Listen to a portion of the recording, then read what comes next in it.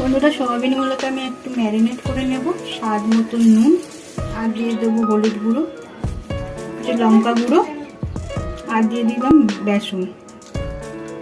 বেসনটা 3 চামচ দিয়ে দিলাম ছোটো চামচে। আদা রসুন বাটা একটু দেবো, দিয়ে এটাকে ভালো করে ম্যারিনেট করে কড়ার মধ্যে হালকা তেল দিয়ে ভেজে দিতে হবে। ম্যারিনেট হয়ে গেছে আমার, রাখতে হবে না, এটা সঙ্গে সঙ্গে ভেজে নিতে পারেন। এটা আমি সাদা তেল দিয়ে দেবো, আর আমি সয়াবিনগুলো ছিঁড়ে দেবো, হালকা করে ভেজে নেব।